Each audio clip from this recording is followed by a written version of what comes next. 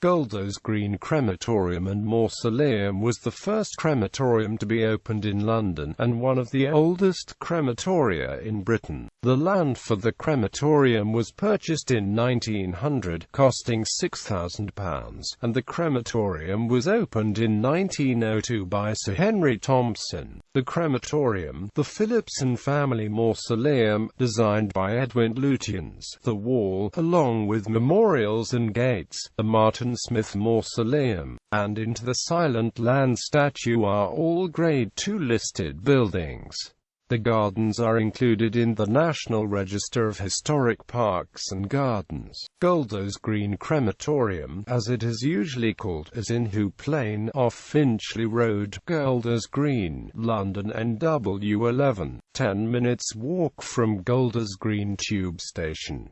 It is directly opposite the Golders Green Jewish Cemetery. The crematorium is secular, accepts all faiths and non-believers. Clients may arrange their own type of service, a remembrance event, and choose whatever music they wish. History: cremation was not legal in Great Britain until 1885. The first crematorium was built in Woking and it was successful. At the time, cremation was championed by the Cremation Society of Great Britain. This society was governed by a council, at that time led by Sir Henry Thompson. There is a bust to his memory in the West Chapel of Golders Green Crematorium. Out of this society was formed the London Cremation Company, who desired to build a crematorium within easy reach of London. The crematorium in Golders Green was designed by the architect Sir Ernest George and his partner Alfred Yates. The gardens were laid out by William Robinson. The crematorium is a red brick building in Lombardic style and was built in stages as money became available. The crematorium opened in 1902 and was finished around 1939, although since then some buildings have been added. Since November 1902,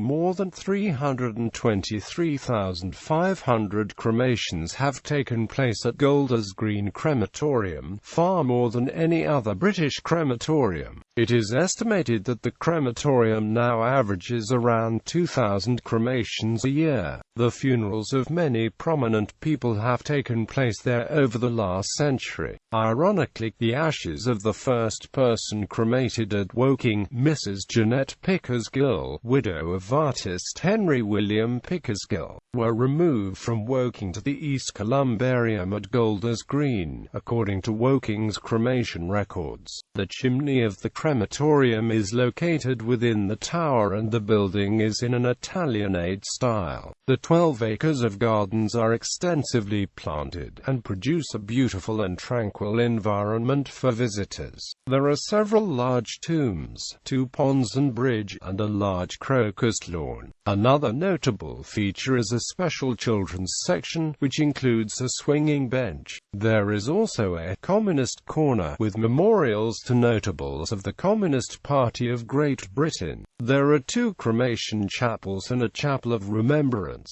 There are also 3 columbaria containing the ashes of thousands of Londoners and residents of neighbouring counties. There have been 14 holders of the Victoria Cross cremated here, and there are locations and memorials for many other military personnel of all ranks, and from many countries. Largest among them is the Commonwealth War Graves Commission Memorial, commemorating 491 British and Commonwealth military casualties of both World Wars who were cremated here. Designed by Sir Edward Morph, it was unveiled in 1952. Built in Portland stone with names listed on 3 bronze panels. It stands at head of an ornamental pond at the western end of the memorial cloister. At Christmas, a Christmas tree is erected in the field in front of the main buildings. Although the crematorium is secular, a nativity scene is also placed near the Chapel of Remembrance. Visiting. A map of the Gardens of Remembrance and some information on persons cremated here is available from the office. The staff are very helpful in finding a specific location. The columbaria are now locked, although they can still be visited. There is also a tea room. Notable cremations. Ashes at Golders Green Crematorium. Among those whose ashes are retained or were scattered here are ashes taken elsewhere after cremation. Among those cremated here, but whose ashes are elsewhere are Gallery,